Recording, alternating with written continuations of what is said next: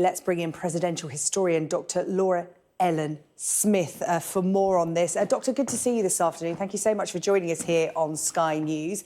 And when we say this is an historic event, explain to us why. Oh, absolutely. Thank you so much for having me. So in 1872, Ulysses S. Grant was arrested. He was the sitting president at the time. He was speeding his horse-drawn carriage along Washington, if you can imagine that. But the charges were pursued and obviously relatively minor in comparison to what we're talking about today. So absolutely historic, especially if you compare Richard Nixon, obviously. He resigned to avoid being impeached, being convicted, and being removed from office once he found out that his own party, the Republicans, had turned against him. The writing was on the wall. So, yes, we've never seen this before. Gerald Ford obviously pardoned Nixon, so there were never any charges brought. So this is absolutely a historic occasion. Yeah, first former president to face criminal charges. Can you put it into a bit of historical context for us? You mentioned there Nixon and Watergate, and another recent example, people will remember the impeachment of President Clinton while in office. Where does that sit with those kind of historical events?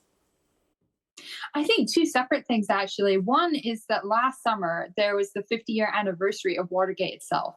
And so we see how in the last 50 years, we have had three separate presidents. Nixon would have faced impeachment. Clinton, as you just said, impeached by the House. And Donald Trump, unprecedented in being impeached twice. So you have this sense of increased impeachment, and what does that mean for the country, which is a question that remains unanswered.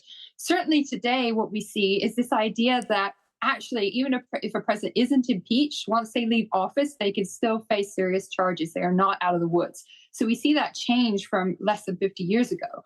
Bill Clinton, the second thing about this is that Republicans, as were charged by Democrats and generally the American voters at the time, as judging the Republican Congress of the 1990s as having gone too far, as that Newt Gingrich Congress having gone too far in impeaching Bill Clinton for perjury. And that really did a backlash on the Republicans at the time. Now, Republicans have charged Democrats with being hyperpartisan in their impeachment trials of Trump. And so in this hyperpartisan age of the last 30 years, maybe that has had a role in impeachment. It's certainly something that's worth analysis, but certainly both sides are blaming each other in this highly polarized environment. Yeah, you referenced the fact there that Donald Trump, when in office, impeached twice. Explain to us the difference between impeachment and what Donald Trump is facing here today. Well, he was impeached over dealings with Ukraine, over in his dealings with Zelensky, over trying to get Ukraine to take a look into Hunter Biden, Joe Biden's son, in exchange for what Zelensky wanted at the time, apparently, which was a White House meeting. And he was apparently withholding arms aid. Ukraine obviously very much needed that aid even before the current military conflict. And so very serious in that respect. And then the second impeachment was obviously after January 6th. So you've got a lot going on here. It's very different in the sense that obviously this is an indictment due to charges that were prior to when he came to office, as you said, 2016, Stormy Daniels, to do with campaign finance, to do with business exchanges that could possibly, rise to the level of a felony. We don't know. We won't know for a couple of hours when those indictments are revealed.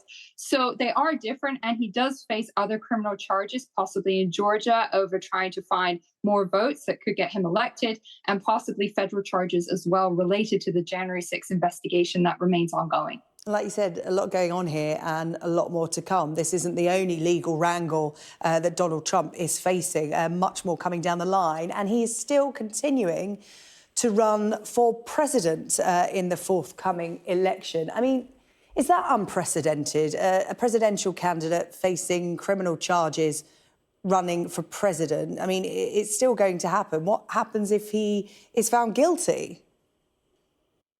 Well, astonishingly enough, you can have a felon for a president. It is up to the voters. He could never be pardoned because it's state charges, not federal charges. So he could still be elected if these charges go through. The timing is going to have a huge impact on the actual campaign itself. Because remember, this is a slow judicial process. So we could be looking at a year from now, February, March, which is getting into Super Tuesday primary season for the Republican and the Democratic Party. So this is going to be very upending for the campaign schedule. It's going to have a huge impact. So yes, you do have other potential charges coming down the road as well. So there's a lot going on that's definitely going to impact the campaign. There you go. You can have a felon for president. Dr. Laura Ellen Smith, presidential historian. Good to talk to you here on Sky News. Thank you very much indeed. We are following the Donald Trump story here.